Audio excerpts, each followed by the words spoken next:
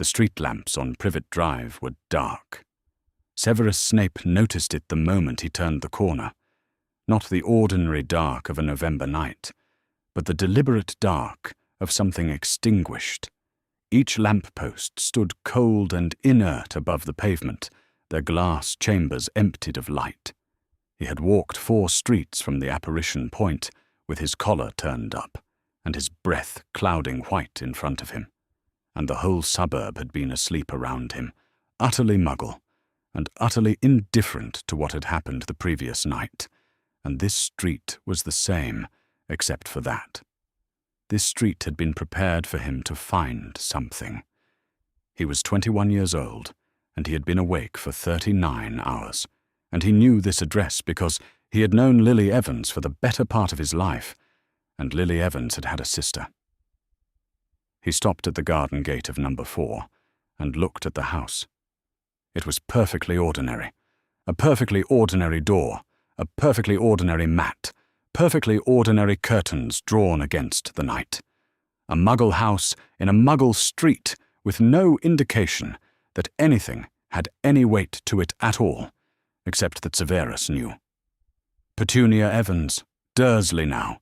He knew the name because Lily had said it with a particular flatness that said everything about what she thought of the arrangement, had lived here for years, had been asleep inside for hours, entirely unaware that her sister's body was in a ruined cottage 200 miles away, and that her sister's infant son was on her front step. And then he looked down. The bundle was there, swaddled in blankets against the November cold. Someone had thought to do that much, at least, wedged into the corner of the doorframe, so small that in the dark it was nearly nothing at all. A letter was tucked into the fold of the blankets, pale against dark wool. The handwriting on the envelope was Dumbledore's. Severus crouched at the gate and looked at the child's face. A scar, lightning bolt-shaped, new, still livid on the small forehead, not quite healed. He had been told exactly what to look for. He had not expected it to look like that. "You came a long way," said a voice from the garden. Severus stood. He had been aware of Dumbledore's presence since the corner. 100-year-old wizard standing in the dark of a muggle suburb in the dead of November was not, in fact, difficult to detect if you were paying attention, and had been choosing, deliberately, not to look. Looking would require him to be fully present, and he had not been ready for that yet. He turned now. Dumbledore stood near the garden wall with his hands clasped behind his back, wearing robes that managed somehow to be both elaborate and entirely incongruous against the wheelie bins and the parked muggle cars and the very small, very ordinary lawn. His silver hair and beard were completely still in the windless cold, and his half-moon spectacles caught what little moonlight there was. He was watching Severus with the expression Severus had learned to identify as Dumbledore's neutral setting, the one that contained almost everything and gave away nothing at all. His hands were empty. The Elder Wand, and Severus knew he had it. Everyone who had followed the Dark Lord knew the rumor, and Dumbledore had done precisely nothing to discourage it, was not raised, not visible, entirely absent from the confrontation. Not a threat, the deliberate, careful absence of one. 3 feet behind him, Minerva McGonagall stood with her arms folded tightly, and her bun so rigid it might have been carved. The square spectacle markings around her eyes that she had worn all day as a tabby cat were gone now, replaced by actual spectacles, and an expression that was watchful, taut, and carrying something very close to fury. Severus looked at Dumbledore instead. "You knew I was coming," he said. "I suspected," Dumbledore said. "I know the depth of what you felt for her. I know that this address has been in your memory since before she had a reason to leave it." A pause. "I was less certain how much weight grief would carry tonight." The word landed where it was aimed. Severus noted it without flinching, because, He had learned not to flinch at things that were accurate. "There is a charm," Dumbledore said, and his voice shifted, still measured, still gentle in its way, but with something underneath that was not quite neutral. "I placed it on the boy before you arrived. It requires 2 conditions to seal. The first is my intention. That condition is complete." He tilted his head toward the door. "The second is that the blood relative of his mother take him inside. Freely, even grudgingly, even with hatred, but the choice must be made willingly." He met Severus's eyes. "If you take the boy off this step, the second condition is never met. The charm does not seal. He will have nothing." "He is 15 months old," Severus said. "He is sleeping." "He is 15 months old," Dumbledore agreed quietly, "and whoever destroyed his parents has not been destroyed. He is diminished. He is without form. But the people who served him are not diminished, and they will not remain still, and they will find the boy, if he is findable." The blue eyes were very steady. "If the charm seals, he is safe in this house until he is 17. Every Death Eater in England cannot reach him here as long as he calls it home. If the charm does not seal, every door you unlock for him becomes a door they can also walk through." Severus looked at the doorstep. He looked at the letter tucked into the blanket, addressed to a woman who would open her front door in the morning and find it waiting. Petunia, who had called Lily a freak and meant it. Petunia, who would take this child in because Dumbledore had written a letter, and because what else do you do at 6 in the morning when there is a baby on your step, and someone has explained in careful handwriting exactly what it cost to put him there. He thought about Harry James Potter growing up in this house, in one of those tidy bedrooms with the perfectly ordinary curtains, calling this street home and that woman family. He thought about what Lily would make of that. He thought, more precisely, about what she would make of the alternative. He had been awake for 39 hours. His last image of Lily was second-hand, Dumbledore's account, not his own, because he hadn't been there. He had not known the address. He had not known the secret keeper had changed until it was past the point where knowing could do anything. He had been sitting in a staff room at Hogwarts, marking third-year essays, and somewhere in the time it had taken to do that, Lily Evans had placed herself between a Dark Lord and her infant and refused to step aside. "She deserved better," Severus said. The words came out smaller than he had intended. "Than strangers." Dumbledore was very quiet. He did not look away. "She did," he said, at last, "and the boy deserves to survive the decade. What he deserves and what will keep him alive are not, tonight, the same question." Severus stood still for a moment longer. Then he walked through the garden gate. He crouched at the front step and slid one hand beneath the bundle of blankets, and he lifted Harry Potter from the doorstep. The infant stirred. He was lighter than Severus had expected, lighter than anything, frankly. He smelled faintly of wood smoke, which could not be helped. He had dark, slightly untidy hair, and he settled against Severus's shoulder with the uncomplicated trust of something too small to understand. It should be afraid. And then the green eyes opened, not focused, but open and looking. He had known. He had been told, and he had absorbed the information, and he had spent the last 12 hours cataloguing the fact, the way you catalogue something you are not ready to let be real.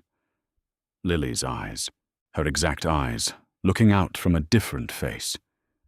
He had not been prepared. He was realizing now that there is no preparation for that particular thing. He stood and turned. Dumbledore had not moved. Behind him, McGonagall had one hand pressed briefly to her mouth, and her expression was furious still, but carrying something else beneath the fury now, something complicated and unreadable that Severus didn't have time to interpret. Severus reached down without looking and took the letter from the step and put it in his coat pocket. She would have wanted him to know who she was, he said, to no one in particular. He walked out through the garden gate. He has no protection now, Severus, Dumbledore said from behind him. Very quietly. No, Severus said. He did not stop walking. He doesn't. The street was still dark. The lamp posts stood empty and cold above the pavement. He turned the corner, and Privet Drive fell away behind him, and Harry Potter breathed against his shoulder in the November dark, and the doorstep at number 4 was empty, and the bond of blood was never sealed. The house on Spinner's End had not been designed to receive visitors, and it showed. Severus carried Harry Potter through the front door at 2:30 in the morning and stood in the narrow hallway, looking at what he had. Books. Books on every surface, stacked in columns against the walls, shoved horizontally on top of the upright rows, piled at the foot of the stairs in structures that had stopped pretending to be temporary. A kitchen to the right with a dripping tap and 2 mugs in the sink. A sitting room through the left-hand door where a single lamp cast everything in amber. He had lived here intermittently, during school holidays between terms, during the long, incoherent stretches between one catastrophe and the next, and it had never once occurred to him to furnish it for another person. Certainly not for a person 15 months old. He carried Harry into the sitting room and laid him on the sofa, which was the least uncomfortable surface available. The infant stirred, made a noise, and then subsided back into sleep with the unnerving ease of infants, who apparently found the transition between strangers and sofas unremarkable. Severus stood looking at him. The first practical reality was that he had no equipment, no cot, no bottles, no nappies, no formula, no anything a 15-month-old required to remain a going concern. He had potions ingredients ranked in order of volatility, and 6 years of herbology texts and the complete works of Flamel, and precisely none of that was useful tonight. He had also a slight tremor in his hands that he was choosing to attribute to the cold. He went to the kitchen and stood at the dripping tap until the water ran marginally warmer than the air. He found a cloth. He filled a cup with milk. He had milk, which was not something he had planned on, but there it was. And he went back to the sitting room, and he looked at the child on the sofa, and understood, with the particular clarity that comes from making an irreversible decision in the dark, and now watching the consequences arrange themselves, that he had absolutely no idea what he was doing. He was a researcher. He was 21 years old. He was a man who owned no furniture that wasn't also a shelf. He sat down in the armchair and put the cup on the floor beside it, and took out the letter. He had scooped it from the step when he lifted Harry. He had done it automatically, the way you perform any action when you are moving faster than your thoughts. Now he turned it over in his hands, Dumbledore's handwriting on the envelope. The flap sealed. Addressed to Petunia Dursley, and none of his business. He opened it anyway. The letter was 3 paragraphs, written in the measured and deliberate prose of a man who had considered every word and weighed it. The first paragraph said that Lily was dead. It said this plainly and without softening, which was, Severus supposed, a form of respect. The second paragraph explained the bond of blood charm in full, Dumbledore's own formulation, laid out with the precision of someone who had written it, knowing it might be the last explanation the subject ever received. The charm required Petunia's choice, not her approval, not her understanding, not her warmth, only the act of taking the boy inside the threshold of her home. In doing so, She would seal the ancient magic Lily had left behind in Harry's blood. The same magic that had rebounded the killing curse. The same magic that now lived in him as potential, waiting. The protection would hold until Harry turned 17. Until that day, no one who wished Harry harm could reach him inside the Dursley household. Anyone who tried would find the address impenetrable, the child untouchable. The third paragraph said, "This is what is at stake if you choose otherwise."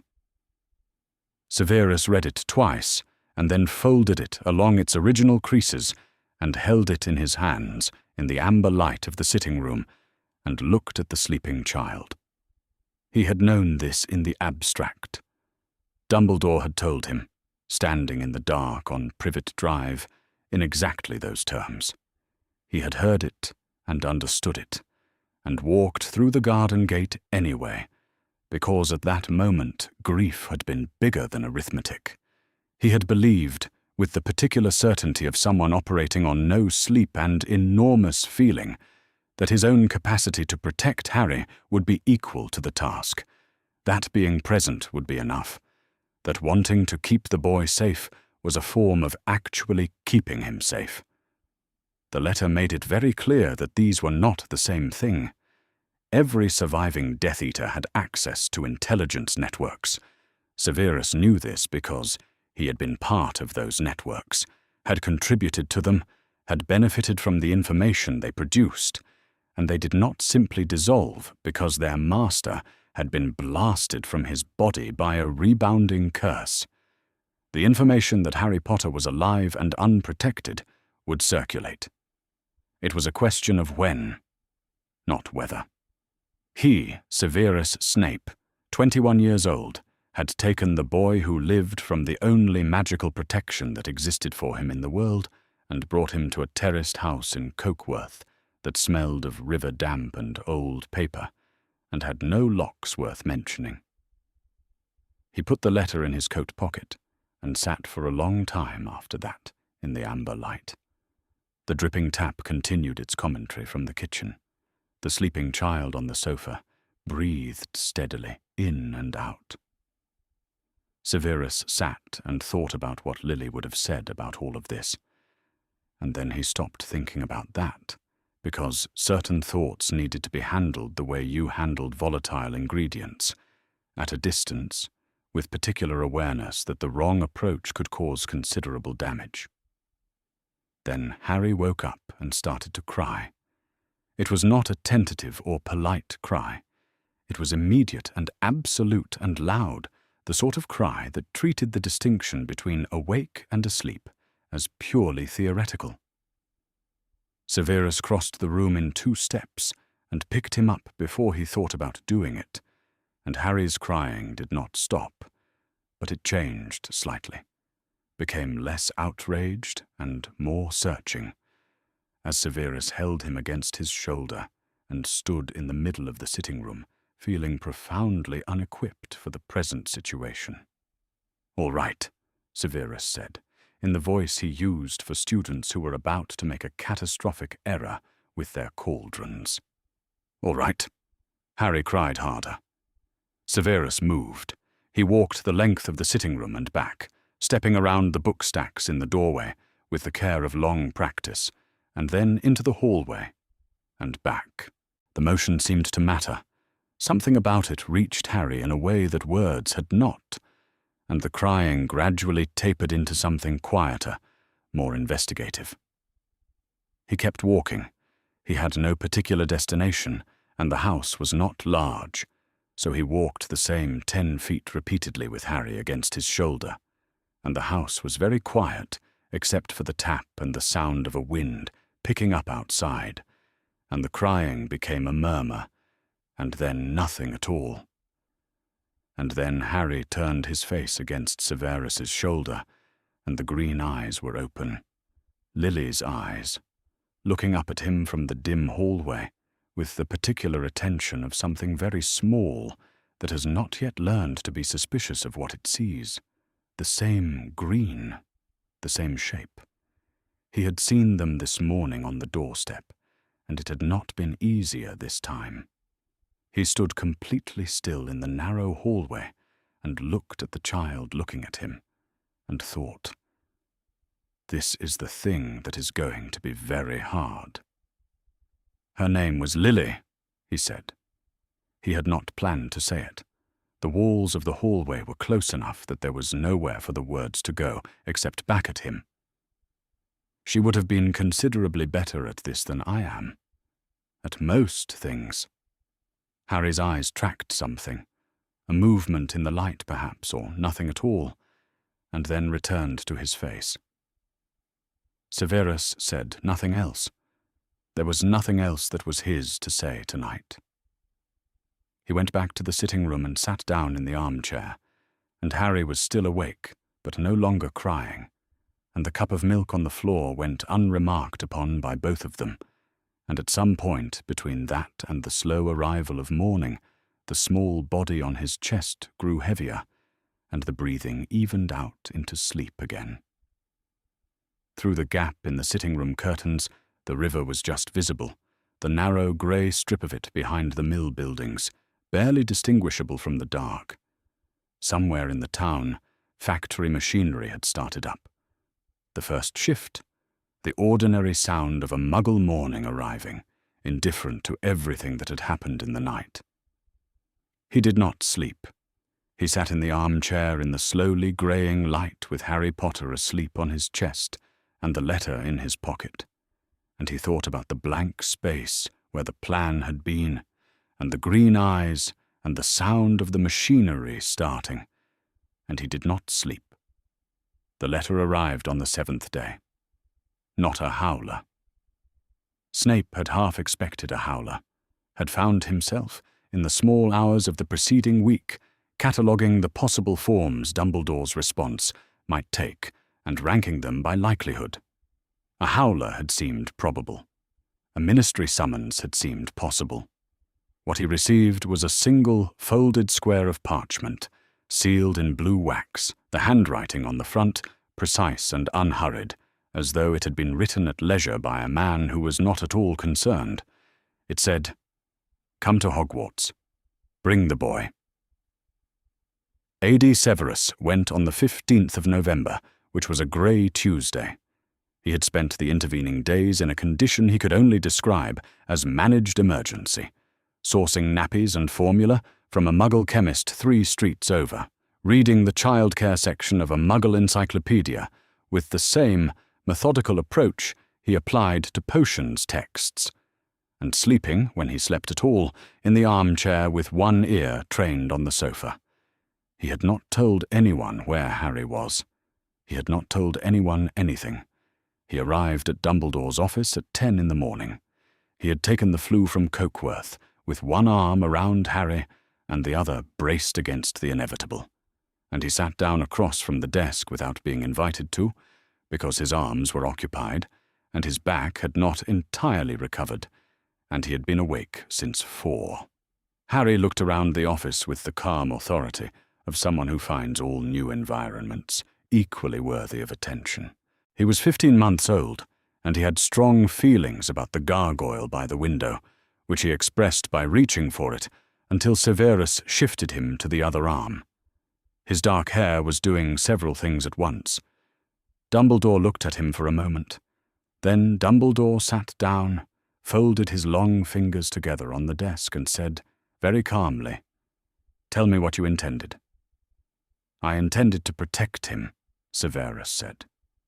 "Yes," Dumbledore said. "I rather gathered that. I am asking what you intended for the practicalities. The weeks after. The years after." Severus said nothing. He had been thinking about the years after for 2 weeks, and what he had produced so far was not a plan but a series of provisional arrangements held together by the same force of will that had carried him through the garden gate at Privet Drive. He did not think Dumbledore would find this reassuring, and he was not inclined to say so. "You understand," Dumbledore said, his voice not angry. It was, in fact, entirely mild, which was considerably worse. that the bond of blood cannot be restored. Petunia Dursley did not take the boy inside. The charm required her choice, and her choice was never made. What was available to him is gone. I know what the charm required. Then you understand that you have removed from Harry Potter the only magical protection that currently exists for him in the world, and placed him in a house in Cokeworth that I am quite certain has no more defensive enchantment than a front door lock which I noticed, when I arrived to leave my letter, appeared to be broken. Severus looked at him steadily. The lock is not broken. The bolt sticks. Dumbledore's expression did not change. There is also, he said, a prophecy. He rose and moved to the window, standing with his hands clasped behind his back and his silver hair very still against the grey November light. He did not look at anything in particular. He recited from memory, in a voice that was careful and level, and gave no indication of how long he had been carrying those particular words. The one with the power to vanquish the Dark Lord approaches, born to those who have thrice defied him, born as the 7th month dies. And the Dark Lord will mark him as his equal, but he will have power the Dark Lord knows not, and either must die at the hand of the other, for neither can live while the other survives. The office was very quiet. Outside, November wind moved against the tower windows. Harry, oblivious, reached up and took hold of Severus's collar with both fists and tugged. He chose Harry, Severus said. He did. He heard the first portion of the prophecy, and he chose. Dumbledore turned back from the window. In doing so, he fulfilled its conditions and made it binding. He is gone for now, diminished, disembodied, hiding in the Albanian forests. But he is not dead, and the prophecy does not expire because its subject is raised in Cokeworth rather than Surrey. Whoever comes back is coming back for the boy. That does not change, regardless of where he sleeps. Severus had known the shape of it, had known in the fragments Dumbledore had shared with him over the past months that there was a prophecy and that it had driven the attack on Godric's Hollow. He had not heard the full text before. Hearing it now in this room, with Harry's fists twisted in his collar, gave it a weight that the abstract knowledge hadn't had. "Do you understand?" Dumbledore said quietly. "What you have taken on?" It was not an accusation. It was the question you asked before someone began a procedure that couldn't be reversed. Not to stop them, but to ensure they had genuinely reckoned with what they were starting. Severus recognized the register. He had been on the receiving end of it in this office before. "Yes," he said. "Then let me tell you what I am prepared to offer." Dumbledore returned to his chair. "The potions position has been vacant since the end of last term. I had already planned to offer it to you. That conversation was coming. I will offer it now, on one condition. The boy comes with you to Hogwarts, and when he is 11, he enters as any other student would, through the ordinary process, with no special arrangements and no exemptions. His time here will not be managed around what he is. It will simply be lived. And in return, you continue in the role you have agreed to. You maintain your position with the remnants of the Dark Lord's network. You report to me when there is intelligence worth reporting, and you ensure I am informed of any credible threat to the boy before it becomes an active one." A pause. "I will not interfere with how he is raised. I am not, in this arrangement, his guardian. I am watching." Snape considered this. The word watching did not feel, delivered by Dumbledore, like anything close to a comfort. "No one can know my true allegiance," Severus said. "My position in the network depends on it. If it becomes known that I report to you, every piece of intelligence I can offer becomes worthless, and I become a liability. I am aware of that. And no one can know where Harry is, not the Order, not the Ministry, not anyone who might, in the course of relaying information to you, inadvertently carry it somewhere else. Dumbledore was quiet for a moment. That will be difficult to maintain indefinitely. It will need to be maintained long enough for me to build something worth maintaining. Another pause. Then, agreed. Severus stood. Harry made a sound of mild protest at the movement, and then resettled, one fist still knotted in Severus's collar. "I have one question," he said. Dumbledore waited. "If the threat exceeds what I can manage alone, if it scales past one man's capacity, what is the contingency?" Dumbledore looked at him for a long moment. His half-moon spectacles caught the grey light from the window, and his expression was the one Severus had never been able to read, the one that was either compassion or calculation or both at once, and that had always unsettled him precisely because he could not tell the difference. "Then you come to me," Dumbledore said, "and we address it together." It was not an answer to the question he had asked. It was an assurance about process, rather than outcome. Severus filed it under things Dumbledore was not yet willing to commit to, which was its own category of information. He walked to the door. He stopped. "You could simply take him," he said. He did not turn around. "You have the Elder Wand. You could take him from me now and find another arrangement." The silence that followed was deliberate in its length. "Yes," Dumbledore said. "I could." He did not say, "But I won't." He did not need to.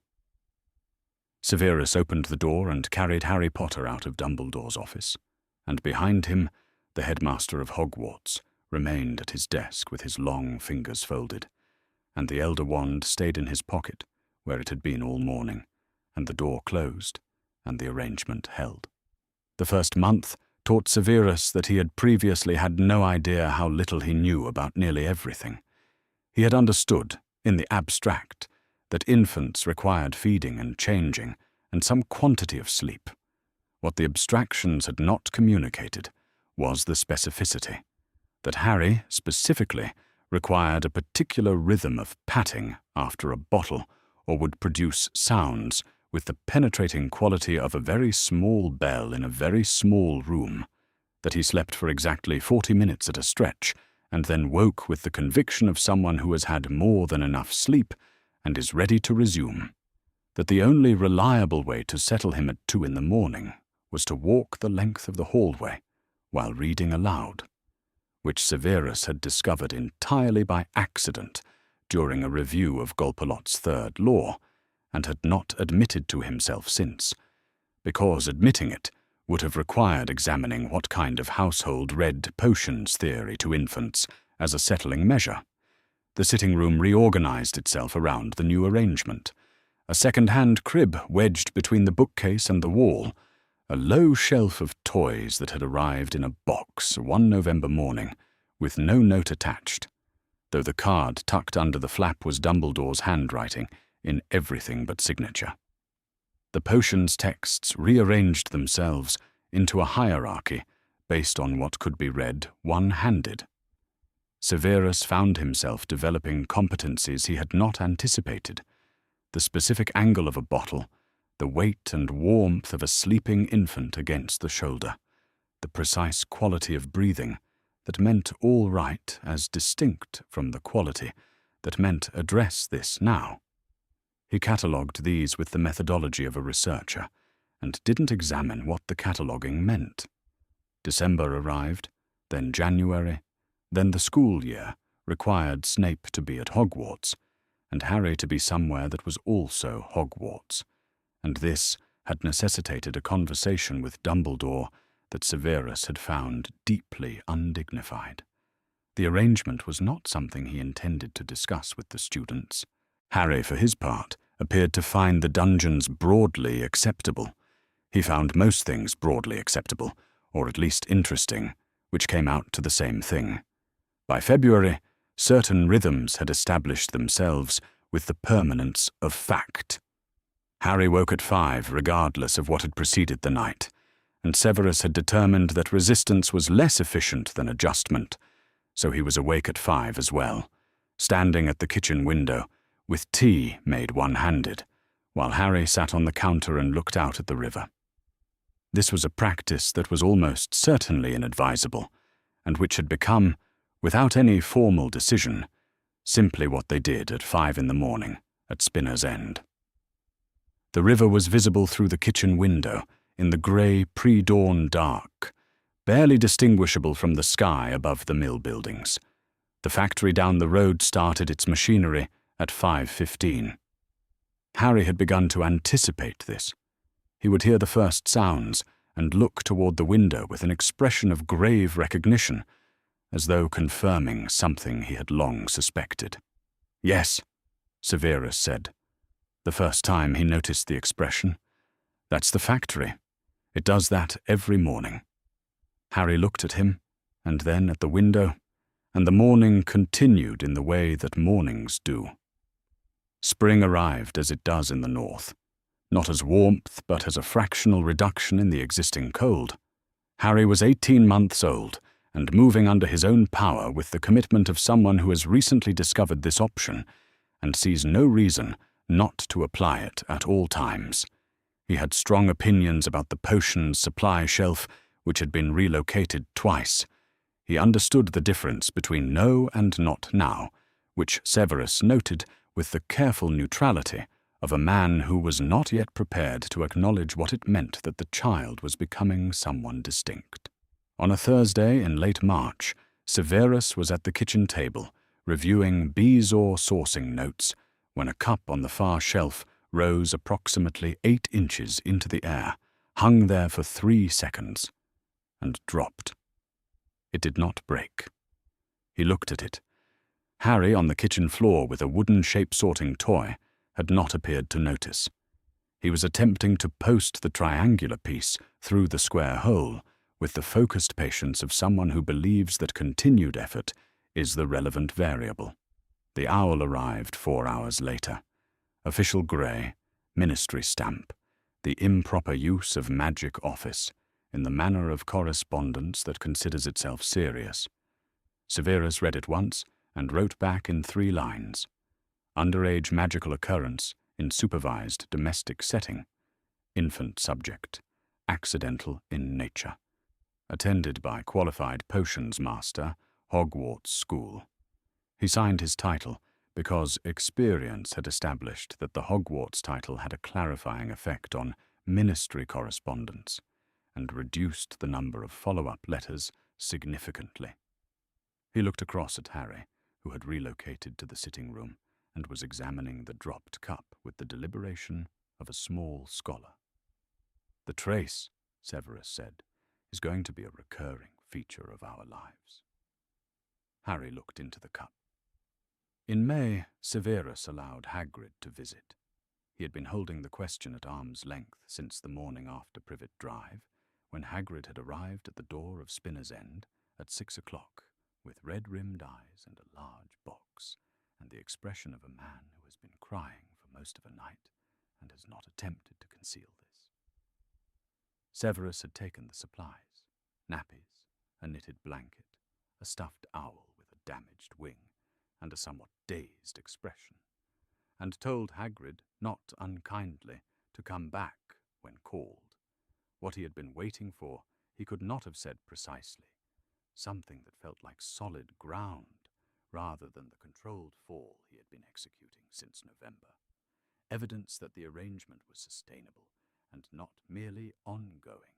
May felt solid enough.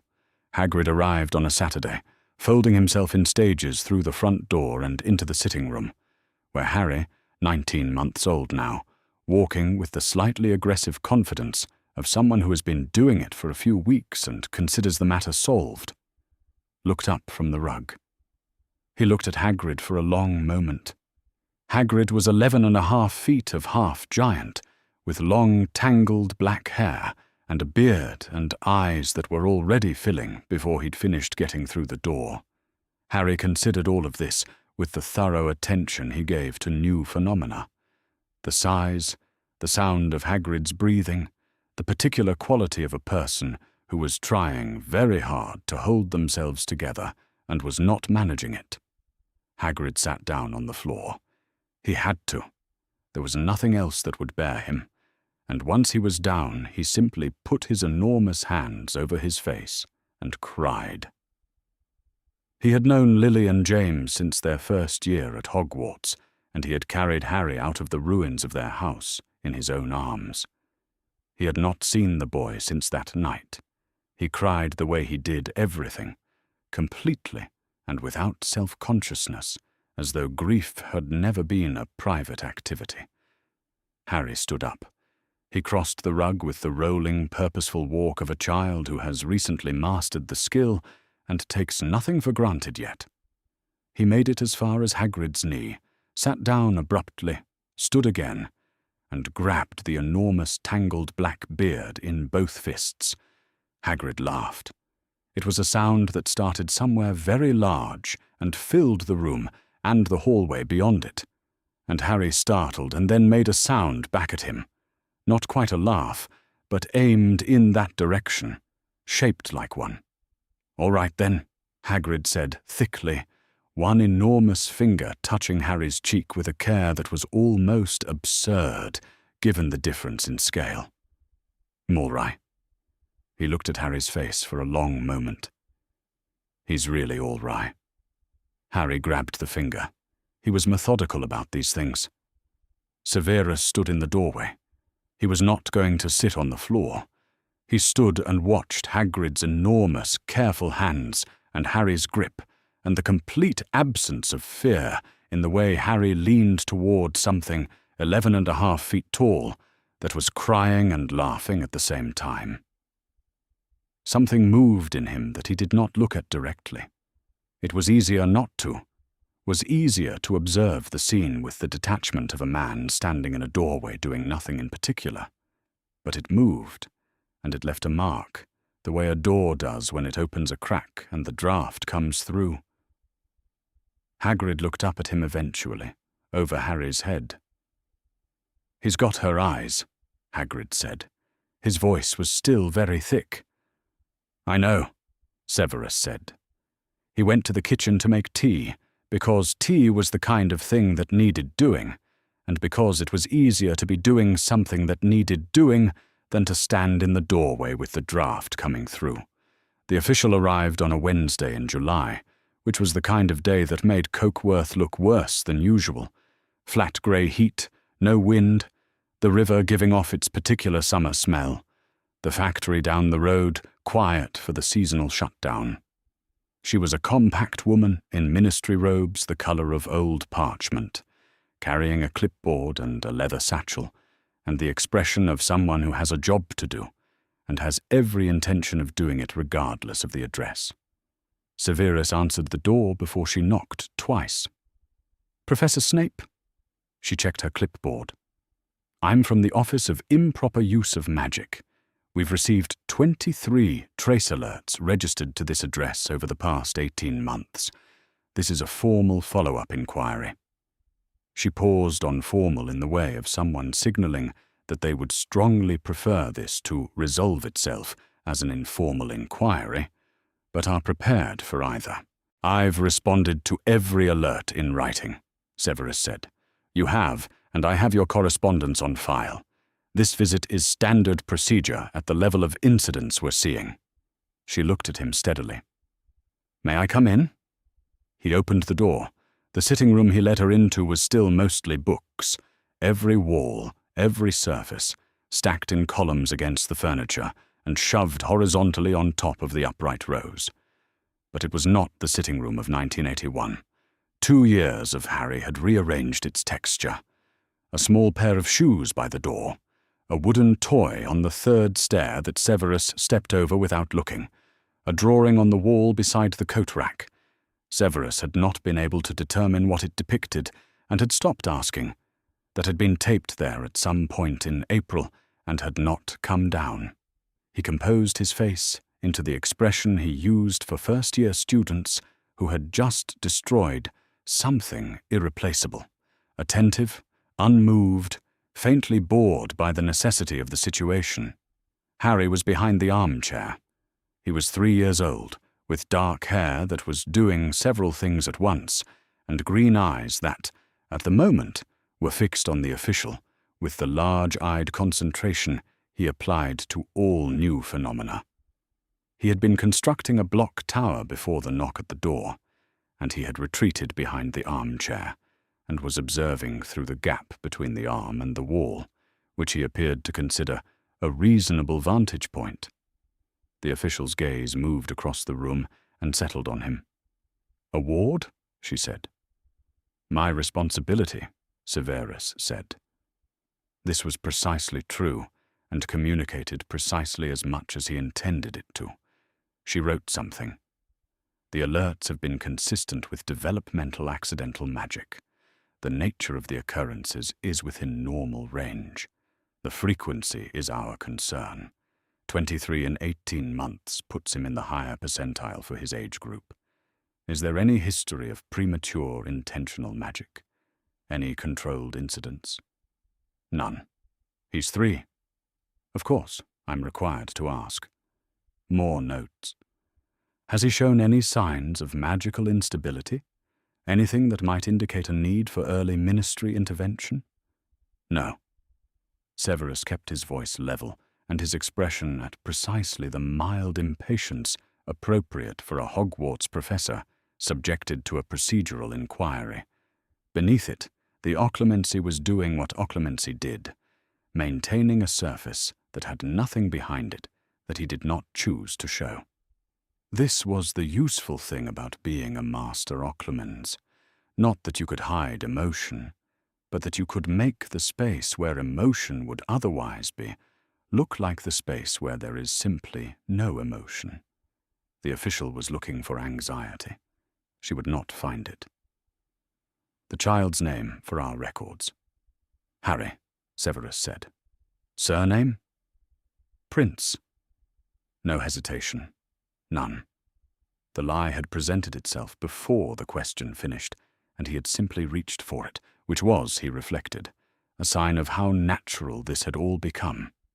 She wrote it down and moved to the next line of her form, and the room was quiet except for the scratch of her quill, and, from behind the armchair, the soft, careful sound of a block being placed on top of another block.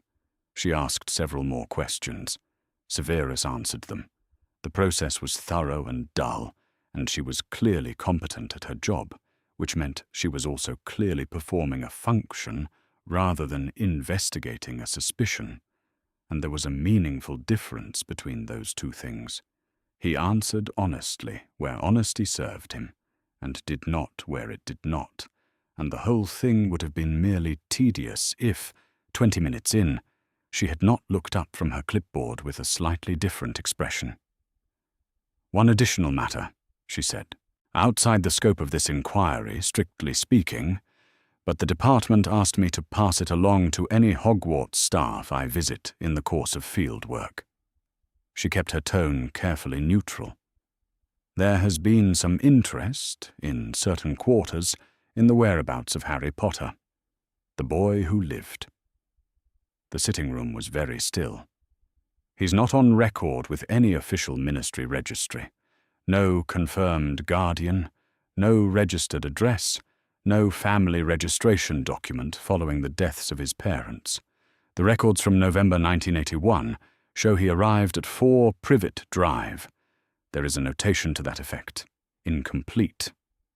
But no subsequent registration. No one has come forward as guardian. I see, Severus said. Former associates of the Dark Lords have submitted formal inquiries through the Department of Magical Law Enforcement. There is also less formal interest that the department is monitoring. She met his eyes briefly and then looked back at her clipboard. The ministry's position is that the matter will be resolved through official channels in due course, but Hogwarts staff are, generally speaking, well placed to hear things. If anything came to your attention regarding the child's whereabouts, that would be worth reporting. Severus was aware of Harry behind the armchair, 5 feet away, very quiet, placing blocks with the deliberate care of a child who has understood that the adults in the room are having a conversation he should not interrupt. "I have heard nothing," Severus said. "If that changes, I will report it." She nodded. She made a final notation, asked 2 more procedural questions, the specific frequency pattern of the alerts, whether Severus had contacted St. Mungo's regarding the high trace incidents, and then capped her quill and said she did not anticipate a follow-up visit. He walked her to the door. He closed it. He stood in the hallway with his hand on the doorknob and listened to her footsteps on the path, and then the gate, and then nothing. From the sitting room came the sound of a block tower being disassembled and rebuilt from the beginning. He was not fulfilling a promise to a dead woman. He had told himself this for 20 months, had arranged the whole of the interior narrative of his situation around this framing, had used it as the answer to the question of why, when the question threatened to expand into something he didn't know how to address. It was obligation. It was the specific shape that grief takes when it has nowhere to go. It was the thing he had agreed to do and was now doing, and grief was the engine and obligation was the frame, and that was an architecture he understood. He had said Prince without thinking. He had said Prince the way you say your own name, automatically, with no gap between the decision and the word, because there had not been a decision. There had been a question about Harry, and the response had simply arrived. That was not grief. That was not obligation.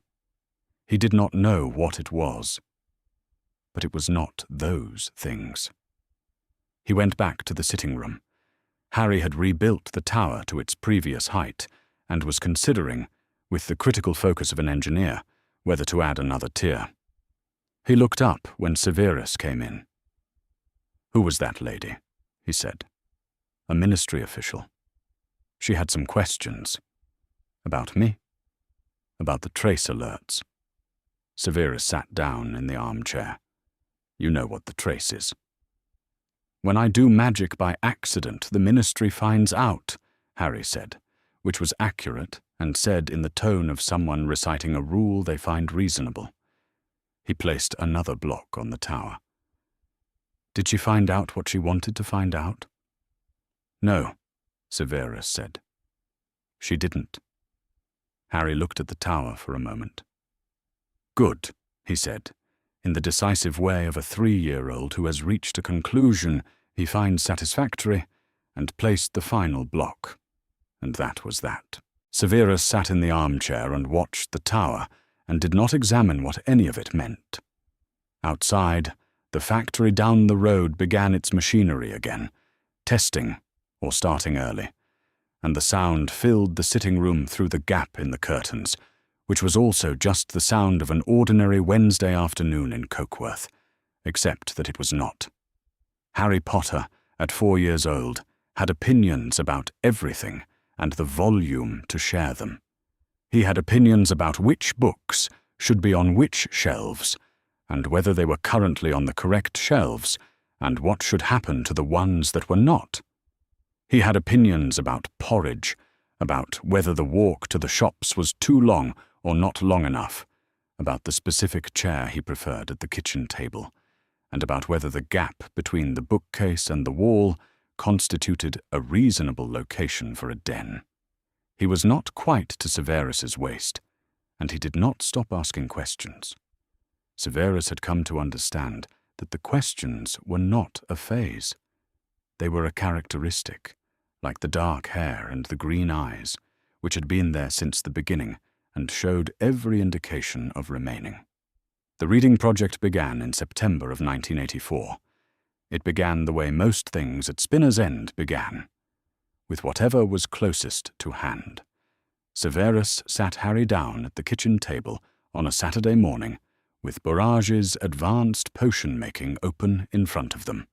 He had reached for it because it was within arm's length, not because it was appropriate for a child of 4, and pointed to the first line and said, "This is what a letter is, and this is how letters make words."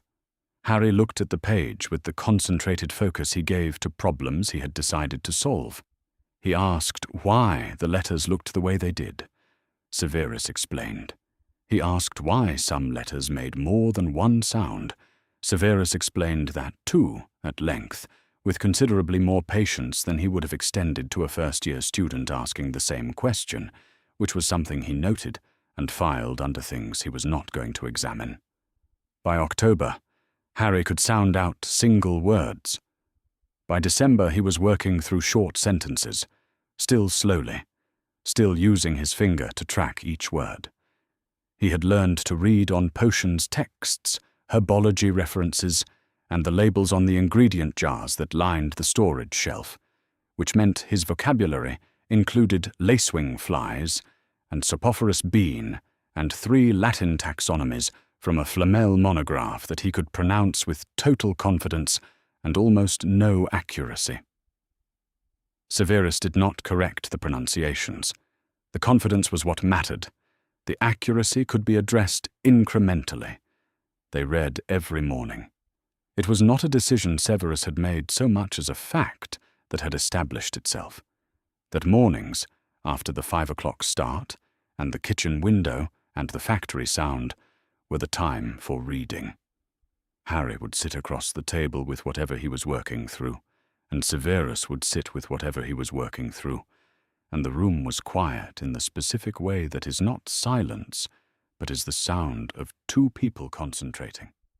Severus found that he had stopped noticing this as unusual at some point in November, which was its own kind of information. During the school year, Harry was at Hogwarts.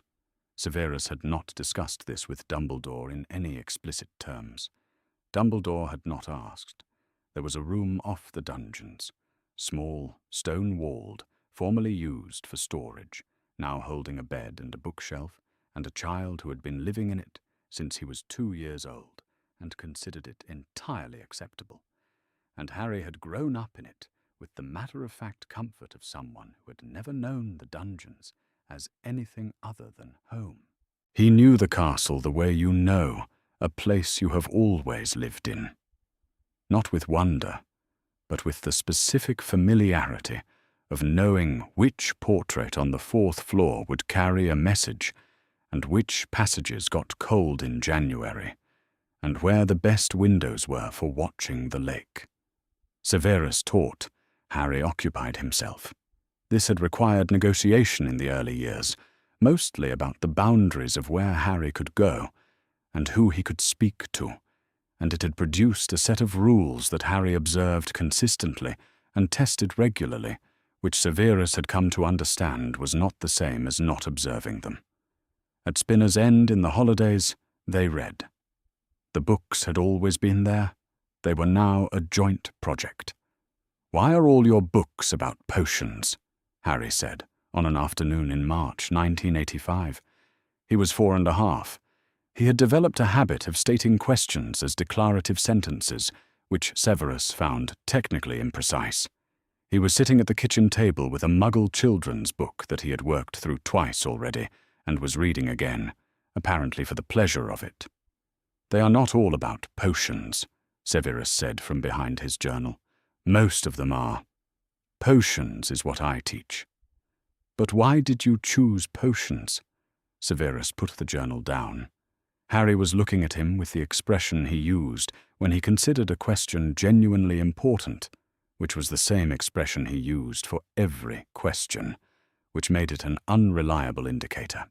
Over 4 years, Severus had developed the habit of answering as though each question were the genuine one. It was less exhausting than attempting to sort them. "When I was a child," Severus said, "I had very little. I grew up in this house, this town. My family had no money and no standing and no particular prospects of acquiring either. What I had was these books." He paused. Knowing things is the one advantage that cannot be taken away from you by someone who is larger or wealthier or more powerful. Everything else can be taken. What you know cannot. Harry considered this. Did people try to take things from you? Yes. What things? Most things, Severus said. It was a long time ago. Harry looked at the table for a moment. He picked up his book and put it down again. I'm going to know a lot of things, he said, not as a boast, but as a statement of intention, in the way of someone who has decided on a course of action and is confirming it aloud. Yes, Severus said. You are. Harry went back to his book. Severus went back to his journal. Outside, the March wind moved against the kitchen window. The factory was running.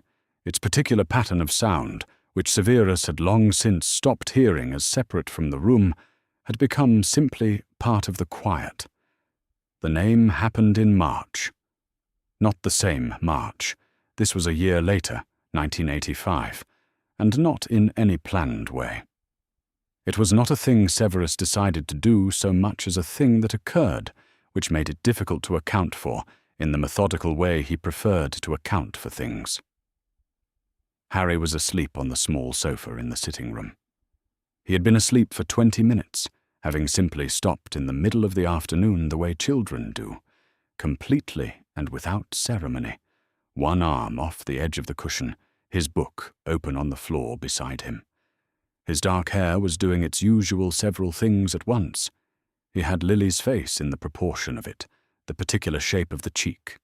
He had James's hair, dark, untidy, resistant to any kind of order, and Lily's eyes when the eyes were open, though they were not open now. He had, in the last year, developed the habit of sleeping with one fist partially curled, which was nobody's inherited trait, which was simply Harry's.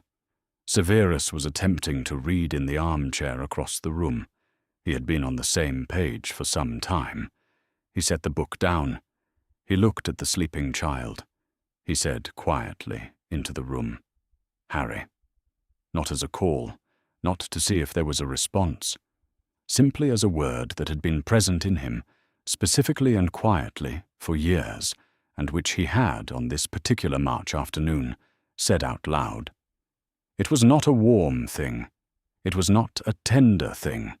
It was the sound of a name being admitted, which is different from both of those things, and which is its own category.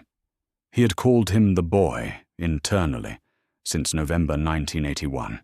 He had known he was doing it. He had made it a policy without ever making it a decision, and the policy had worked, or had worked as well as any internal policy works, meaning it had held until it didn't. Names were acknowledgement, and acknowledgement implied something about the nature of the situation, and he had not wanted to imply that. Harry slept on, one arm off the sofa's edge, his dark hair against the cushion, entirely unaware of being named. Severus picked his book up and found the page again, and read it. The lamp made its amber pool across the sitting-room floor. The rain had begun against the window, the late March rain that came from the east and carried the smell of the river and the factory, and the books lined their walls, every wall, as they always had. The room was as ordinary as it had ever been, which was to say that it was not ordinary in any way that could be adequately described, but had acquired over the past 4 years a particular texture that he did not have a word for, and had recently stopped trying to find one. Harry had known, for most of his life, that his parents were dead. This was not a dramatic knowledge. It had arrived gradually, in the way most things arrived at Spinner's End, through what was said and what was not said, through the shape of silences that had edges to them, through the way certain questions produced a particular quality of pause before they were answered. By 6, Harry understood the outline. His parents had been a witch and a wizard. They had been killed by a dark wizard when Harry was 1 year old. The dark wizard was gone now. Harry had a scar from what had happened, a lightning bolt shape on his forehead that he looked at in the bathroom mirror sometimes, and that he had learned by the age of 4 was not a topic that opened easily. He had not asked about the scar. He had not asked Severus why he sometimes stood at the kitchen window before dawn, looking at nothing in particular, or why he had a single photograph upstairs that Harry had glimpsed once through the open bedroom door, and that was kept face down on the shelf. Some questions had a quality that told you they needed more time before they would be useful. Harry had absorbed this principle early, partly because it was true, and partly because Severus had a way of answering questions that weren't ready yet, that made them feel smaller rather than larger, and Harry preferred his questions large. On an evening in September 1986, Harry was 6 years old and had been waiting long enough. What did my mother look like? Severus was at the kitchen table. He put his quill down and did not immediately pick it up again. He looked at the table for a moment, in the manner of a man who is choosing which version of the truth to offer. She had red hair, he said. Dark red, not bright. She was your height, more or less, when she was young. Medium build. He paused. She had your eyes. Do you have a picture? He was quiet long enough that Harry began to expect a no. Then he stood without a word and went upstairs and came back down with a photograph. It was small, slightly creased on one edge, and it held a young woman with dark red hair who was laughing at something outside the frame. She was young. Harry couldn't estimate the age, 20 perhaps, maybe less, and the photograph moved the way wizarding photographs move, looping, so she turned her face slightly toward the light and then turned back. Her hair was a dark, warm red. Her eyes were green. Precisely, unmistakably, the same green Harry saw every morning in the bathroom mirror. The same shade, the same shape. Severus set it on the kitchen table in front of him and returned to his essays without comment. Harry picked it up. He looked at the dark red hair first. Nothing like his own.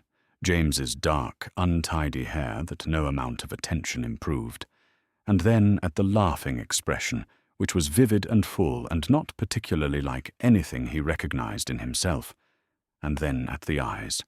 He tilted the photograph toward the lamp. She looks like me, he said. He meant only the eyes. He was absolutely precise about this. Yes, Severus said, from behind the essays. She does. Harry held the photograph and looked at it, and thought about the strangeness of looking at someone's face and finding one true thing in it.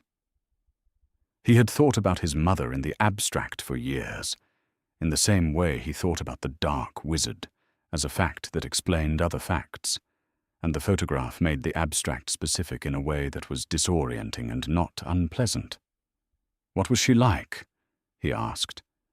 Severus set the essay down. He looked at the table for a moment before answering, which meant he was not reaching for a prepared answer, but constructing one. She was very capable, he said, exceptionally precise in her thinking. She was patient about things that mattered to her, and impatient about things that didn't, which is a better equilibrium than most people manage. He paused. She was kind, not naive. There is a version of kindness that is simply a failure to notice difficult things, and she was not that version. She noticed. She chose kindness anyway. Harry turned the photograph over, and then back. Were you friends with her? We were, Severus said. For a long time. There was something in the way he said it. Not closed, not open, something that was both at once, that Harry recognized from the edges of other conversations. He had learned that some answers contained their own stop signs, and that useful information could be found in the vicinity of the stop signs without crossing them. He did not ask what came after the long time. He set the photograph down on the table, face up, between them. Lily looked at the kitchen lamp. Harry went back to his book. The photograph stayed on the table for 3 days before Severus put it away again. The doe appeared 6 weeks later. Harry had been intended to be asleep, which was not the same as being asleep. He was in his room at Spinner's End, the October half-term holiday, the house quiet, the street outside audible in the way that Muggle streets are audible at 11 o'clock at night. Reading with the lamp off because the light from the lane outside the curtains was sufficient, and he had been awake for some time when he heard the back door. He heard Severus go into the yard. Harry got up carefully, avoiding the floorboard nearest the door, and went to the window. He moved the curtain the smallest distance that still gave him a clear view of the yard below, the broken fence in the far corner, the patches of river grass along the wall, the particular quality of dark that the October night made over Cokeworth's backyards. Severus was standing in the middle of the yard with his back to the house.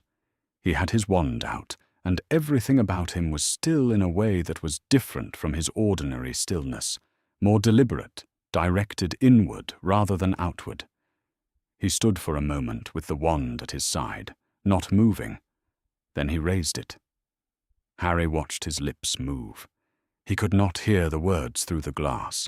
A silver shape came out of the wand.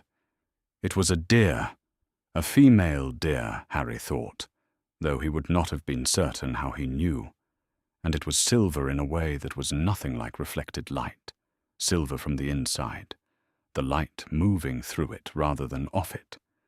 It was the size of a real deer, and it moved like a real deer, but in complete silence.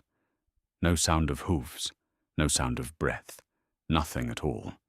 It walked along the far fence, with its head slightly lowered, unhurried, and at the broken corner it turned and moved toward the lane, and it passed through the fence as though the fence were made of air. And it was gone. The yard was empty and quiet. Severus stood with his wand at his side and did not move for a long moment. Harry couldn't see his face. He let the curtain fall and went back to his bed.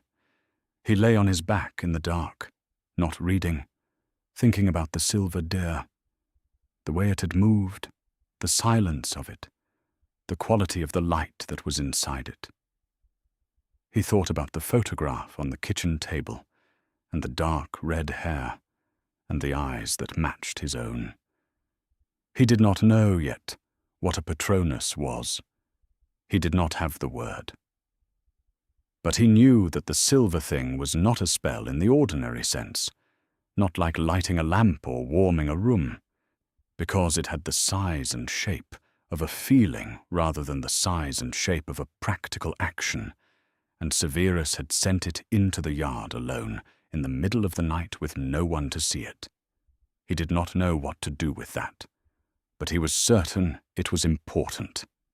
He came downstairs in the morning to find Severus already at the table with tea, and he sat down across from him and considered the best approach to the question for a moment before asking it. What was that in the garden last night? Severus looked at him, not a surprised look. He rarely looked surprised, but with the slight pause that meant he was placing the question in the context of what Harry had or had not been meant to see. "A memory," he said. "A memory of what?" Severus looked at his tea. He did not look at Harry when he answered. "Of someone who deserved better," he said. Harry waited. There was nothing more. He got up and found his breakfast and sat back down, and Severus went to his essays, and the morning moved the way mornings moved, which was continuously, and outside the October cold was pressing against the kitchen window, and the factory down the road had started up, and Cokeworth was doing what Cokeworth did. But Harry held the answer in the same part of his mind, where he held the photograph, the one with the dark red hair and the green eyes that looked like his, and he thought about the silver deer in the yard, and about grief that had the shape of an animal, and he knew something now that had no words yet, but was real Dumbledore arrived on a Tuesday in August, without an owl, without notice, and without, as far as Snape could determine, any particular theory of how the visit would be received. He was standing on the pavement outside Spinner's End when Snape opened the door. This was itself information. He had not knocked yet, had not raised his hand to knock, and Snape understood that he had been watching the house for some time before presenting himself, which was exactly the kind of thing Dumbledore did, and that made every meeting with him slightly more confrontational than it appeared on its surface.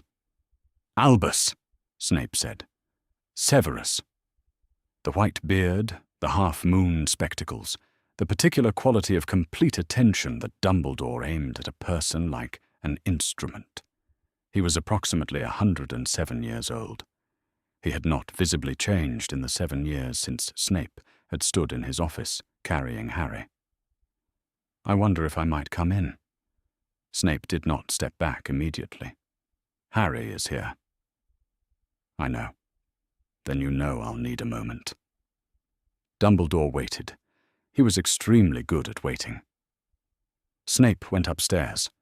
Harry was at his desk with a library book and the particular focused expression he used for things he'd decided to be interested in. He was 8 years old and had been reading for 4 years. He looked up. "You need to go to Hagrid," Snape said. "Why?" "Because someone's here. I need to speak with privately. Use the Floo. You know where his hut is. Tell him you're staying until I call you back." Harry looked at him with the expression that was neither argument nor compliance, but a third thing. Assessment. After a moment, he closed the book and stood. "How long?" he asked. "An hour? Perhaps more." Harry put on his shoes, asked no further questions, and went to the Floo. He did not look back. At 8, he had developed a reliable instinct for the distinction between things worth pursuing and things better set aside for now. He sent Harry through the Floo and went downstairs.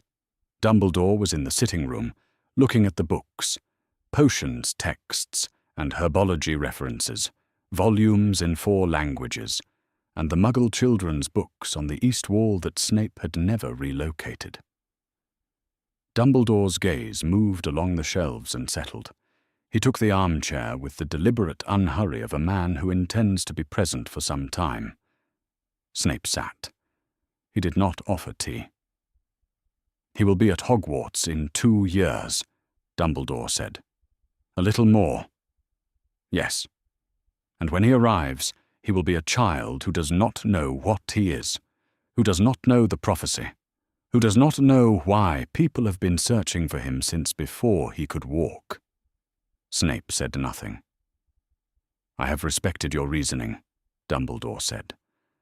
"For 7 years I have kept my distance and respected it, because the reasoning was sound.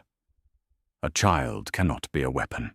A child who knows he is a target becomes afraid in ways that are counterproductive to what the prophecy requires." I agreed. He paused. "I am less certain I agree now." "He cannot be told the prophecy," Snape said. "Not at 8, not at 9. There is nothing he can do with that information except carry it. And when he is 11? He'll have spells by then. He'll have some means of addressing a threat other than accidental magic and hoping for it to be enough." Snape paused. "Tell him in a year. 2. When he has something to work with." "He already is a target," Dumbledore said. "The question is not whether danger will find him. It has already found him. People are looking for Harry Potter. Former associates of the Dark Lord are looking for him. You have managed it through deception and authority, and you have managed it well. But deception has a ceiling against a determined search, Severus. You know that as well as I do." "I know that." "Then you know that the solution is not more deception. The solution is preparation." Dumbledore looked at him steadily. "He is 8 years old. "He is 8 years old and lives without blood protection," Snape said. "Telling him what hunts him does not protect him from it." "No," Dumbledore said. "It does not." He was quiet for a moment. The August afternoon pressed against the curtains. "There is another matter I've come to speak with you about. Something I have been considering for some time." He folded his long fingers together. The night of the attack on Godric's Hollow, the night the killing curse rebounded, something happened that I have been thinking about carefully for nearly 8 years. Voldemort was extraordinarily powerful. He did not survive that night intact. But he survived. He did not die. A pause. "I have become increasingly certain that something of what he was, some portion of what he put into the world, didn't entirely depart with him." Snape was very still. "I'm not telling you this as a confirmed fact," Dumbledore said. "I want to be precise. I am telling you this as a concern I have held for some time and have not yet been able to resolve. Something in Harry is connected to Voldemort in a way that goes beyond what a curse leaves in its survivor. I cannot name it yet. I may not have the framework to name it. But I am watching it, and I wanted you to be aware that I am watching it, because when Harry enters Hogwarts, I will want to observe him carefully, and my reasons for doing so are not only what you might assume." Snape said. "What do you intend to do about it?" "Nothing yet," Dumbledore said. "I cannot act on a suspicion I cannot yet articulate. I mention it not to alarm you, but to tell you that whatever is in Harry may matter, eventually, in ways we cannot currently anticipate, and that the preparation I am asking you to begin is not only strategic." He rose. His height in the low-ceilinged room of Spinner's End was a different quality of presence than it was in his Hogwarts office. "The arrangement holds, Severus. I haven't come to change it. I have come to ensure you understand that my having kept my distance was not the same as my having looked away." "I know," Snape said. He looked at the curtains. "I have always known you were watching." "Yes." Dumbledore moved to the door. He paused with his hand on the frame and turned. The half-moon spectacles caught the pale August light, and behind them his blue eyes had the expression Snape had never fully learned to read, the one that was either compassion or calculation, and that had always unsettled him precisely because he could not determine the difference. "He is doing well," Dumbledore said. It was not a question. It was something more carefully calibrated than a question, a concession delivered precisely enough that it could be withdrawn. "Not as I expected." "What did you expect?" A long pause. "I expected you to put him somewhere and manage the obligation from a distance." He looked briefly at the east wall, at the Muggle children's books on their shelf, the herbology volumes, the potions texts. "I was wrong," he said, and let himself out. Snape heard the front door. Then the sounds of the Cokeworth street. Then nothing. He was still in the same chair when Harry came back through the flue 40 minutes later, carrying a moderate quantity of what appeared to be soil from Hagrid's garden and the expression of someone who has been occupied and useful and would like to continue being so. "Who was he?" Harry said. He dropped his jacket on the chair back. "The old man with the long beard."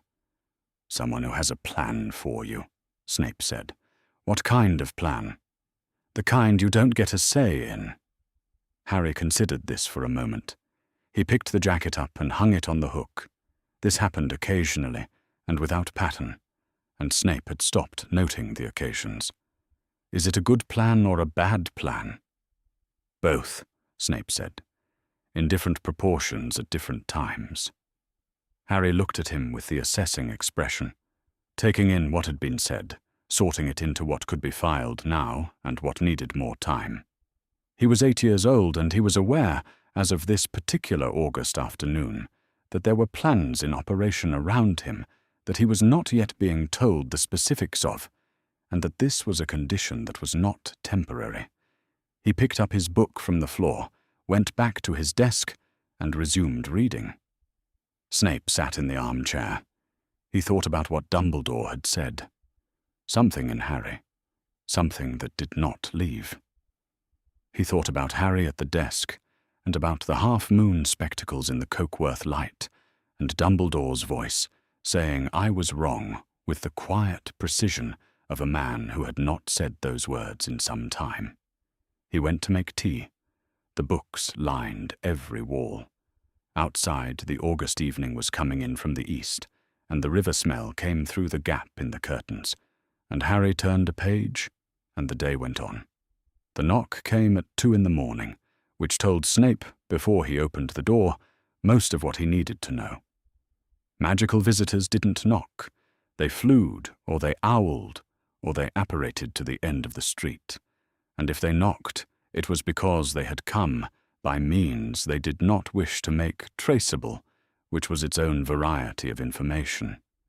He had been sitting at the kitchen table with a journal he was not reading when the sound came, and he was already calibrating, already running the internal preparation that was not quite thought and not quite reflex, but lived somewhere between the two. By the time he reached the front door, he opened it. The figure on the step was a man he recognized, or had recognized, in another life. A member of the old network, one who had managed to stay out of Azkaban through wealth, connections, and timely claims of coercion. The dark mark was visible at his wrist. His eyes moved over Snape's face with the careful assessment of a man who had not forgotten the value of caution. Severus. His voice was low, a deliberate voice, kept at volume. I hope I haven't caught you at an inconvenient time. Snape considered the exact distance between the truth and what he was about to say, found it acceptable, and stepped back from the door. Come in. He led him to the sitting room. The books were everywhere, as always, every wall stacked in columns. He had sent Harry to bed at 10 and heard, an hour later, the specific quality of silence that meant Harry was actually asleep, rather than reading with the lamp off, which was a distinction Harry did not appear to realize Snape had learned to identify. Sit down, Snape said. The man looked at the sitting room. His eyes moved across the books and rested briefly on the pair of shoes by the door, small, scuffed, a 10-year-old's shoes, before moving on. Snape watched him look and said nothing, and kept his expression at the mild boredom appropriate to a man whose evening has been interrupted. There have been questions, the man said. He sat. He did not take off his cloak, which in August meant he had not decided whether he was staying. In certain quarters, about the boy. There have been questions in certain quarters about the boy for 9 years, Snape said. He sat across from him. He kept his hands loose in his lap, and his voice level, and let the occlumency do what it was designed to do. Not suppress emotion, but arrange the interior so that what appeared on the surface was only what he intended to show. I was under the impression the matter had been addressed repeatedly through the usual channels. The usual channels have not produced the boy, the man said. No, Snape agreed. They haven't. A pause. The man was watching him. You are at Hogwarts now, Potions Master. You have access to records, to the headmaster's correspondence. I have access to what any Hogwarts staff member has access to, Snape said. And I have access to what my particular position allows, both of which I have used. Harry Potter's whereabouts are not documented in any file accessible to me. If they were, I would have reported it to the appropriate people. He let a note of quiet contempt enter his voice, not directed at the man, directed at the administrative inefficiency of the thing. The voice of a man who finds the whole situation slightly beneath the standards he prefers to operate at. Some of us have heard, the man said carefully, that you may have more direct information than your official access would explain. Snape looked at him. Not the look he used on students who had said something incorrect and were about to be corrected. A different look, the look of a man who has just been told something he expected to hear eventually and is now deciding how to handle it. "I see," he said. "It's not an accusation, Severus. It's a question. Several people have found it interesting that the Ministry's best efforts have produced no confirmed sighting. And yet you seem unconcerned.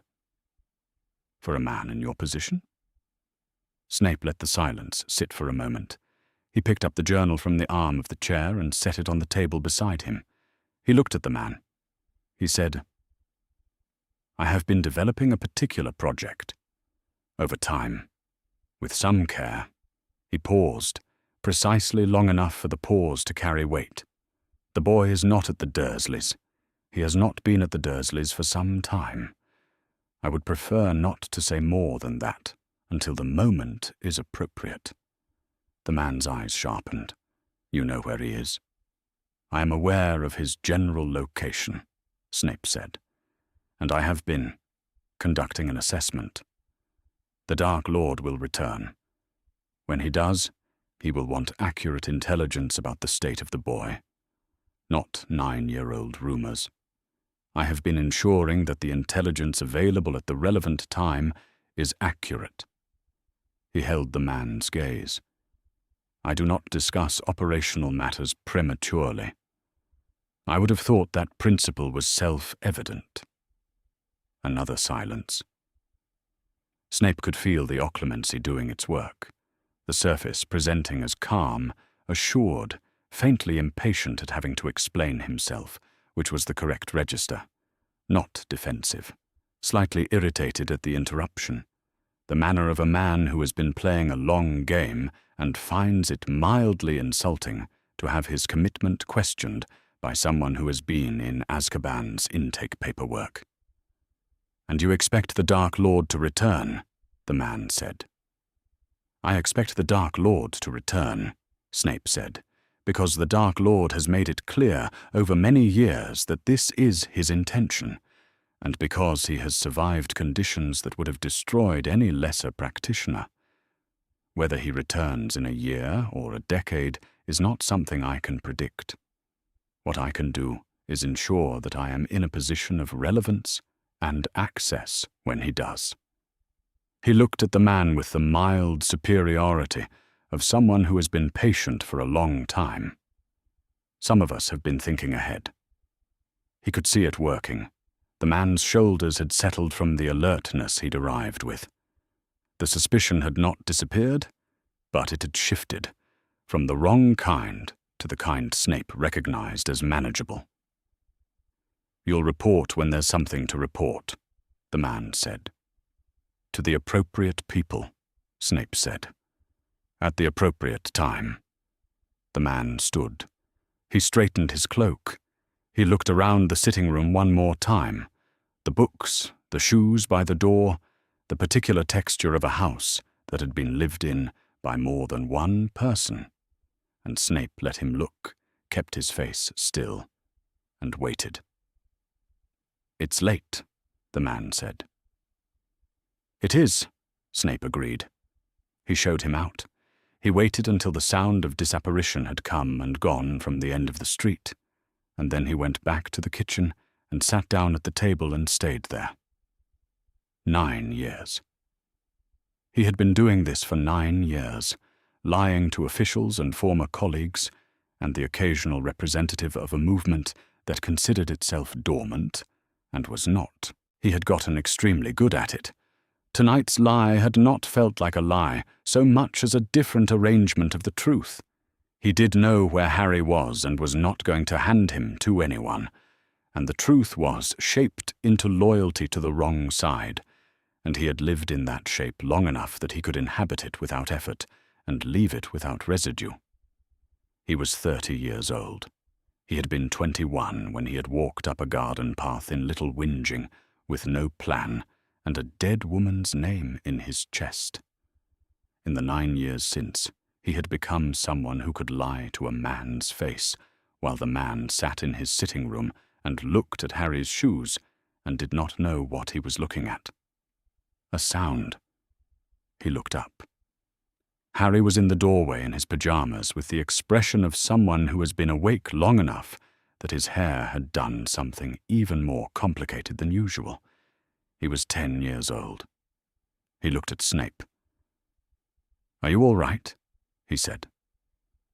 Snape looked at him, at the dark hair and the half-awake green eyes, and the 10-year-old directness of the question, which had no caveats in it, which simply asked. "Go back to bed," Snape said. Harry looked at him for a moment. Something in the quality of his looking suggested he was aware of the shape of the non-answer, but had decided this time to accept it. "Okay," he said. He went. Snape sat at the kitchen table in the Cokeworth night, the factory quiet, the river smell coming in through the gap at the bottom of the door, the books lining every wall of every room, and thought about what the man's visit had confirmed. Not that the threat had found him, but that the threat was still growing, that the network was still asking, that one clever man's ability to manage an escalating problem had a ceiling, and that he could feel, for the first time in 9 years, the specific quality of altitude that meant the ceiling was getting closer. He sat there for a long time. Eventually he turned off the lamp. The dark was ordinary. Upstairs, Harry slept.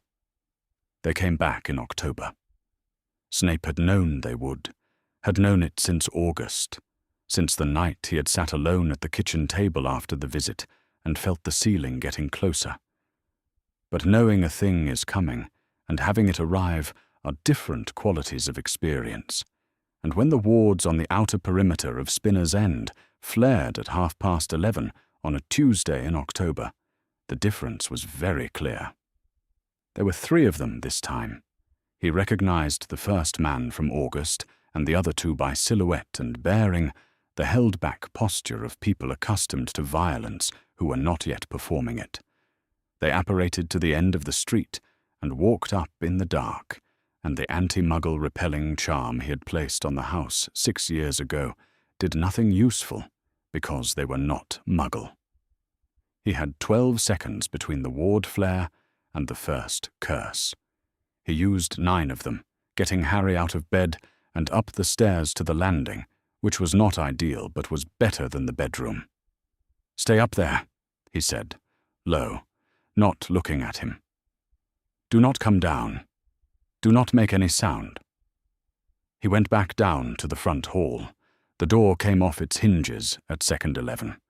What followed was not a duel in any clean sense. It was 3 wands against 1 in a narrow terraced house, in a sitting room of books that couldn't help him.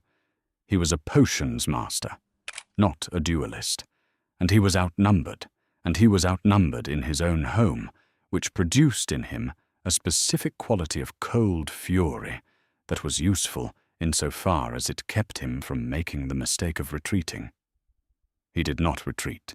He caught the first curse on a shield charm and sent back a blasting hex that put a hole in the sitting room wall and drove 2 of them sideways. The third got inside his guard. Close range, the Cruciatus barely forming, cut off when Snape drove an elbow into the man's face and hit him with a stunner at close range. Physical force, then magic. The sequencing of a man who had grown up knowing both. The first man was back, and the second, and there was a gash opening along Snape's left forearm from a spell that clipped the edge of his shield, and he felt it, felt the sharp, specific heat of a wound, and kept going. He heard Harry on the stairs. "Get back," he said, between spells, not shouting, no time to shout, and heard Harry stop, heard him not move. "Good. Stay there. Stay there." The problem with 3 was that they could coordinate, And the problem with coordination was that it required his shield to cover more angles than one shield charm could reliably cover in a space this small, and he was getting to the edge of that. He could feel it, and then he heard Harry make a sound from the top of the stairs that was not words. That was the kind of sound that has no name. Pure fear. The sound of a 10-year-old watching the only person who stands between him and 3 adults with wands take a hit that drove him sideways into the bookcase. Something in the house changed. Every book on every wall moved at once. The temperature dropped. The air had a quality that Snape had only felt twice before in his life, both times at the end of a wand. The pressure before a large magical release, the held breath moment before something that has been gathering simply lets go. He had time to think accidental magic, and then the release came, and it was not a spell because Harry did not know spells, was not aiming anything, was standing at the top of the stairs with his hands pressed against the landing wall and his eyes wide with terror. And what came out of him wasn't directed, and wasn't controlled, and did not need to be either of those things to drive all 3 men into the hallway walls with a sound like the house had decided to exhale. They were not dead. Snape checked that first, methodically, moving through the hallway with his wand out. 2 unconscious. 1 awake but not moving, which was the appropriate response from someone who had just been thrown into a plaster wall by undirected accidental magic from a 10-year-old. The ministry arrived in under 4 minutes. 2 auras through the front door frame, since the door was off its hinges. They took in the scene. 3 men on the floor of a Cokeworth terraced house, the visible traces of a significant magical event, and Snape standing in the middle of it, bleeding. And then one of them looked up and saw Harry on the stairs and said something to her colleague, quietly, and her colleague went to deal with the men on the floor. It took longer than Snape would have preferred. He answered questions while Harry sat on the 3rd stair with his knees pulled up, watching. The auras were competent and careful and asked exactly the questions they were supposed to ask, and Snape answered them with precisely as much truth as was required to have 2 of the men taken into ministry custody and 1 to St. Mungo's, and then the auras were gone, and he and Harry were alone in the sitting room with the wall that had a hole in it, and the room was very quiet. Snape sat down on the floor. His left arm was bleeding steadily, and he held it against his side and thought about getting up to get a cloth, and calculated the gap between the thought and the action, and remained sitting on the floor. "There's a cloth," Harry said, from the doorway. "In the kitchen?" He came back with a dishcloth and sat down next to Snape and pressed it against the wound with the careful, determined pressure of someone who has no idea whether this is the right thing to do, but has decided it is the best available option. His hands were shaking. He pressed the cloth down anyway. Snape looked at him. Harry was looking at the cloth, concentrating on it, his dark hair over his forehead, and his mouth pressed into a line. He was 10 years old, and he had just watched 3 men break into the house, and he had, through fear alone, produced accidental magic large enough to drive them into the walls, and his hands were shaking, but he was pressing the cloth down. "Why do people want to hurt me?" Harry said. He was still looking at the cloth. Snape sat with this for a moment. He had been waiting for this question for 9 years and dreading it, and the fact of it being here now, in this room, with his arm bleeding and Harry's hands shaking, made no preparation feel sufficient. "There is a prophecy," Snape said. "It was made before you were born. It says that you, specifically you, marked and chosen, have the power to vanquish the Dark Lord. The wizard who killed your parents." Harry was very still. The prophecy says that neither of you can live while the other survives, which means that people who followed the Dark Lord, who still follow him, who believe he will return, they see you as a threat to his return, or as a weapon, depending on how they think about it. My parents, Harry said. Were they killed because of the prophecy? Yes. They died because of me. They died because a man with enormous power heard half a prophecy and chose to act on it, Snape said. That is not the same thing. Harry looked at his hands on the cloth. He looked at them for a long time, and then he looked up at Snape, and his eyes were Lily's eyes, and his expression was not the one Snape had been bracing for, not grief, not rage, but something more deliberate, something that was working its way into permanent position. You knew this whole time, Harry said. Yes. And you didn't tell me. Snape said, No. Why? I was protecting you, Snape said. A child who knows he is a target cannot stop being a target. I thought that knowing would make things harder for you, not safer. Harry was quiet for a moment. He looked at the cloth and then at the wall with the hole in it. From the truth, Harry said. It was not quite a question. Snape did not answer.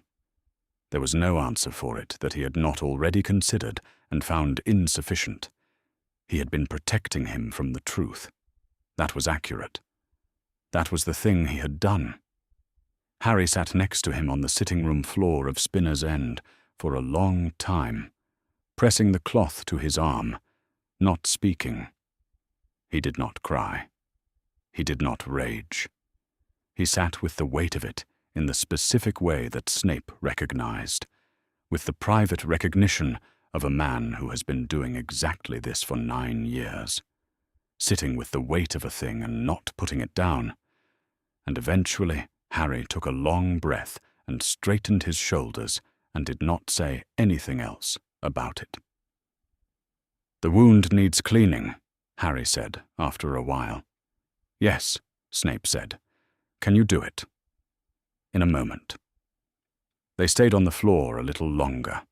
Outside, the Cokeworth October had settled into full dark, and the river smell was through the gap in the sitting-room wall, and somewhere down the street the factory was running its night machinery, and inside, in the lamplight, Harry kept the cloth pressed down, and Snape let him.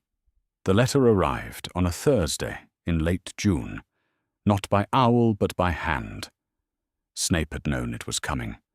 Dumbledore had been sending owls since October, since the night the Death Eaters came and the Ministry came, and Harry had sat on the sitting-room floor, pressing a dishcloth to his arm with shaking hands, and said, "From the truth," in the voice of someone who was not going to forgive that quickly, which had proved accurate. The owls since October had been administrative, Hogwarts security reviews, updates on the Ministry inquiry, 2 questions about Harry's educational preparation. All reasonable, all surveillance dressed as correspondence, which was a method Snape recognized. On Thursday, Dumbledore came himself, which meant the administrative stage was over. He was at the kitchen table when Snape opened the door, inside already, which told Snape that the house's wards had been managed in a way that was technically not breaking them, a distinction Dumbledore had always been comfortable with. He had a cup of tea and a cream envelope on the table with Harry's name on the front in green ink. "Severus," he said. "You're in my kitchen," Snape said. "I am. I find it useful, sometimes, to arrange a conversation in a space where neither party is performing an entrance." He gestured at the other chair. "Please." Snape looked at the envelope. Mr. H. Potter. Spinner's End. Cokeworth. Seeing the name and address together, in the same green ink as all the letters sent to all the 11-year-olds across Britain, made something in his chest do a thing he did not examine closely. He sat down. "Harry," he said. Harry was in the sitting room, 10 years old and turning 11 in 5 weeks, working through his 4th reread of a Transfiguration volume that Snape had added to the shelves 3 years ago. He appeared at the kitchen door. "This is Albus Dumbledore," Snape said. "He's the headmaster of Hogwarts." Harry looked at him, the white beard, the half-moon spectacles, with the expression that meant he was placing this against existing information. "The old man with the plan," he said. "The very same," Dumbledore said, and his blue eyes were doing the twinkling thing that Snape had always found deeply and specifically irritating. "I wonder if you might wait in the other room for a short while. I need to speak with Severus privately, and then I shall come and speak with you." Harry looked at Snape. Snape said nothing. Harry went back to the sitting room, and a moment later the sound of the Transfiguration book being opened could be heard, which meant he was probably reading it and definitely listening. "Well," Dumbledore said. He wrapped his hands around his tea and looked at the kitchen, at the books visible through the door, at the Cokeworth grey through the window. 10 years. Yes. He is. Not what I expected. Dumbledore said this carefully, which meant he had considered how to say it, and this was the calibrated version. "When you took him from the doorstep in 1981, my concern was that you were a 21-year-old man in the grip of grief, with no resources and no plan, and that the result for Harry would be instability at best. I was prepared to intervene within a year, 18 months at most." He paused. "I did not intervene. No. Because what I observed, when I watched, was not instability." He was quiet for a moment. "He is sharp. He is not afraid in the ways I would expect a child in his situation to be afraid. He has a groundedness I find myself unable to account for." A pause. "You did not do what I thought you would do." Snape looked at the table. "I'm aware of what you expected." "I imagine you are." Dumbledore set his tea down. "What you have done here has not been nothing. I have thought often about what was lost, the blood protection, the other arrangement, but I would not be accurate if I omitted the other side of the ledger." "The letter," Snape said. "In a moment." Dumbledore looked at him. The half-moon spectacles were very still. "He still carries what Voldemort left in him. Whatever it is, and I am increasingly certain that it is specific and significant, and something I need more time to understand. It has not diminished. It will not be irrelevant." He paused. "And he has no blood protection. You knew what you were taking from him on the night you took him." "Yes," Snape said. "He may face things at Hogwarts for which there is no preparation adequate to what he is." "Yes. And you knew that. On the doorstep. You knew it, and you picked him up anyway." "I knew it," Snape said. The truth of the whole 10 years in 2 words, without qualification, because there was no version of this that qualification could improve. Dumbledore looked at him for a long moment. His expression was the one Snape had never been able to read, the one that was compassion or calculation or both. And then something in it settled, and he said, "Then he will face it with me watching." "And with me," Snape said. "I will be at Hogwarts. I will be watching." "I know." A pause. "I had not planned to make the potions position permanent beyond this year." "You can plan what you like," Snape said. "I will be there." Dumbledore's mouth moved in a way that was almost a smile, but was more precise than a smile, the expression of a man who has received the answer he anticipated and finds it, despite anticipating it, unexpectedly reassuring. He picked up the envelope and set it in the center of the table.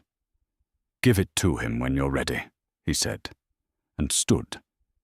He let himself out through the back door, which he closed quietly, and his footsteps on the yard path were soft, and then there was the slight pressure shift of apparition, and then nothing. Snape sat at the table for a moment. He looked at the envelope. Then he looked at the wall between the kitchen and the sitting room. "You can come in," he said. Harry came. He sat down across from Snape in the other chair and looked at the envelope on the table and did not pick it up. "How much did you hear?" Snape said. "Most of it," Harry said. "I wasn't trying not to." "I know." Harry was quiet for a moment, looking at the envelope. He had the expression he used when he was placing something against the architecture of other things he knew, sorting it into its right position. "You knew," he said, "when you took me. You knew what you were giving up. What I was giving up." "Yes." Harry looked at the table. "October. You said you were protecting me." "I was." "And you took me anyway, knowing the protection wasn't there." "Yes." The kitchen was quiet. Harry looked at the envelope, and then at Snape, and his expression was not the closed thing it had been since October. Not gone, but rearranged, as if knowing the choice had been made with full knowledge of its cost was different from assuming it had been made without thinking, and the difference mattered. He reached out and picked up the envelope. "Can I open it?" he said. "It's addressed to you," Snape said. Harry opened it. He read the letter, the Hogwarts crest, the welcome, the term start date, the platform, and then the supply list, books and equipment and robes and a cauldron, and all of it the beginning of something that was not Spinner's End.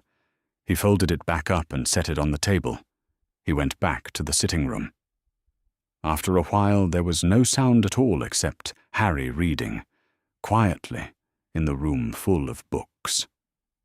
The last night at Spinner's End was not marked in any way that distinguished it from any other night. It was the 31st of August. Harry was 11 years old. He was in the sitting room with a book from the east wall, not a school book, something he had read before, and was reading again in the way that meant he was not in a hurry to be done with it. The lamp was on. The books lined every wall. Through the gap in the curtains, the dark Cokeworth night carried the smell of the river and the factory machinery, the particular texture of a place that had been, for 10 years, the specific geography of their life. Snape sat at the table with a journal he was not reading. They had done this for as long as Harry had been old enough to occupy himself in the same room as an adult, had been in the same space, in the quiet that was not silence, but was the sound of two people who knew how to be still together. Snape looked at the book in Harry's hands and said nothing. At 10 o'clock, Harry put the book down on the table and said, "I'm going to bed." "Yes," Snape said.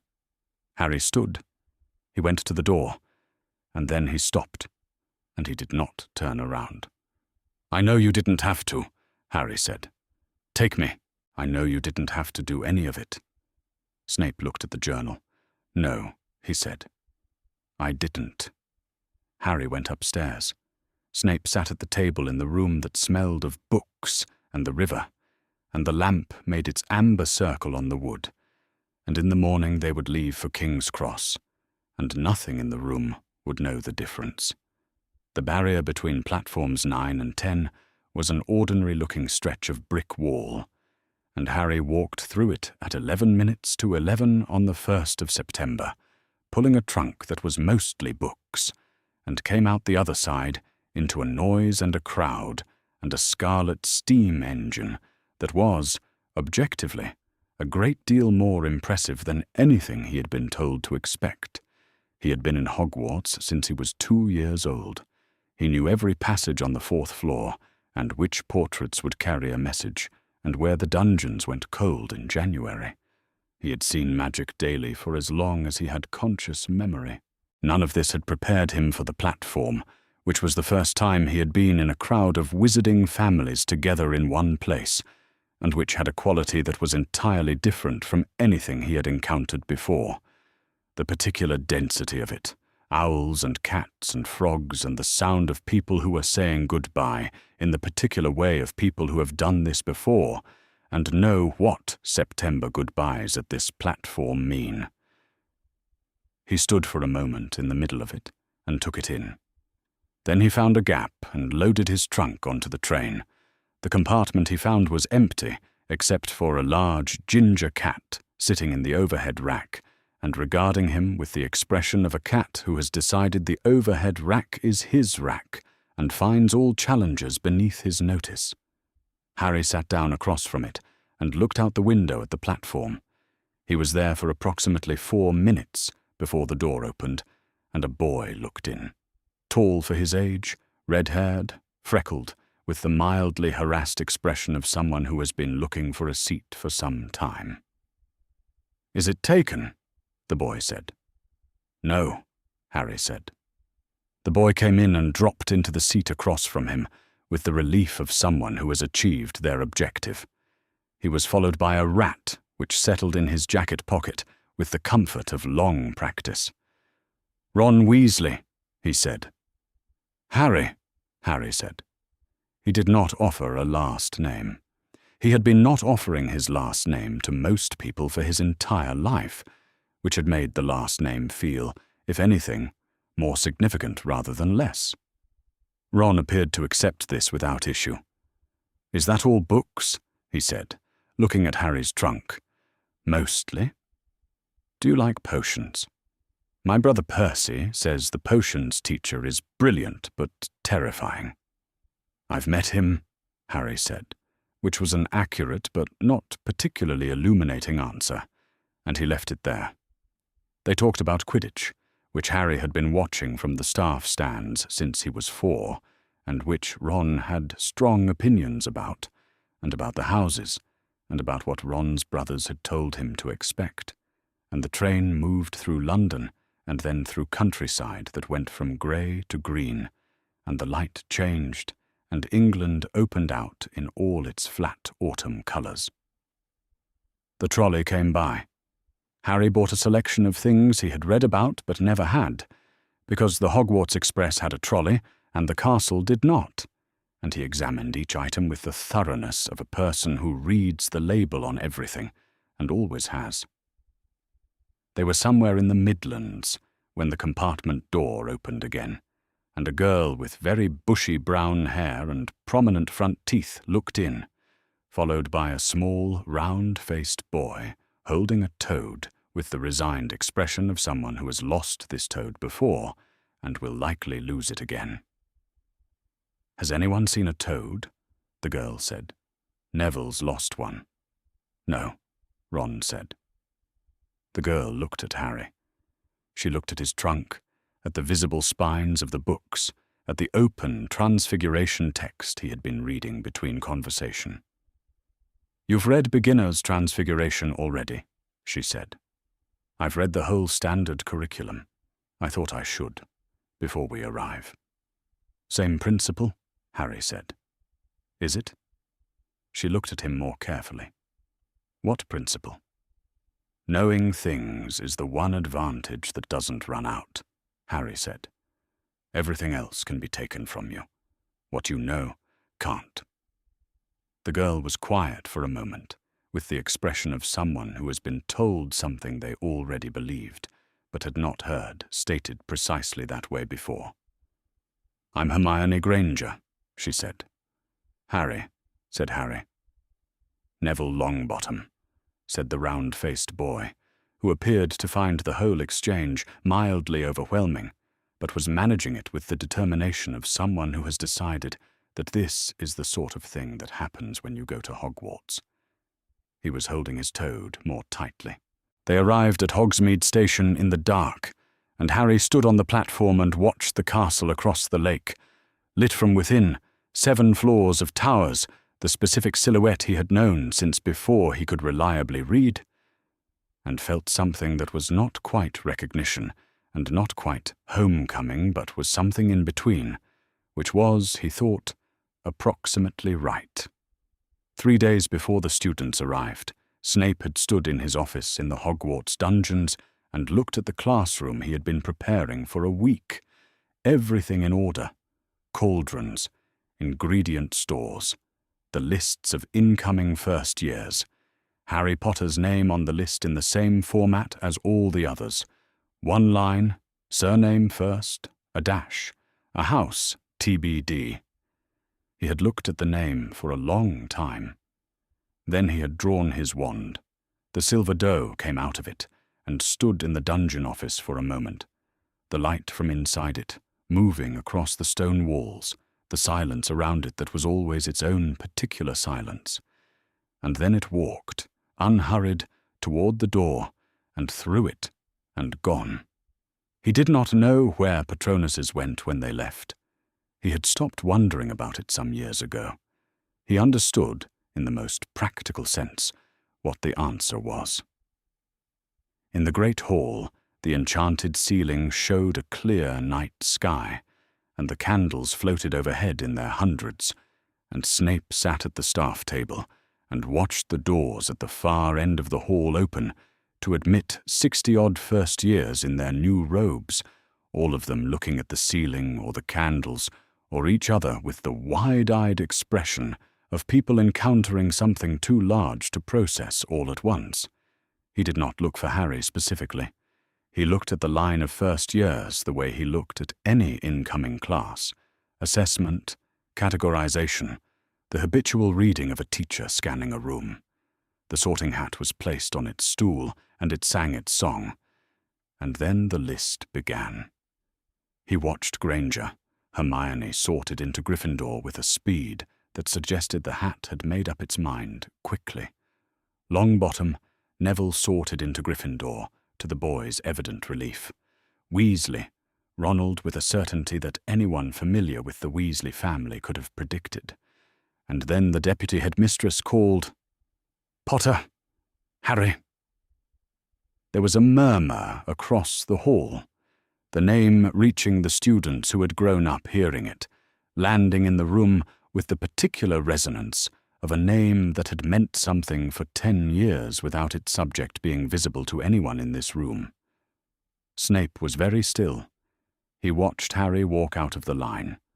Dark and untidy-haired, slight for his age, round glasses, the composed quality of a child who has spent a significant portion of his life in rooms full of adults and has never found this particularly alarming, and sit on the stool and have the sorting hat dropped over his eyes. The hat sat for a moment, longer than most. Then it called, "Gryffindor!" The Gryffindor table made its noise. Harry took the hat off and handed it back and walked to the Gryffindor table and sat down. He looked at the plate in front of him, and then at Hermione, who was next to him and was already saying something about the enchanted ceiling, and then, with the particular unhurried quality of a person who is in no particular hurry and has learned that things are more useful when examined carefully.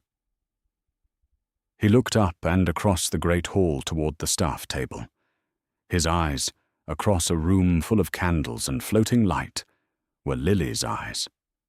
The shape of them, the color, the precise green that Snape had seen for the first time on a dark street in Cokeworth 10 years ago, when Harry had opened them from a bundle of blankets on a doorstep and looked at him and not looked away.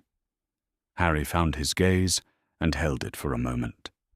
Snape looked away first. He looked down at the table, at the goblet in front of him, at nothing in particular.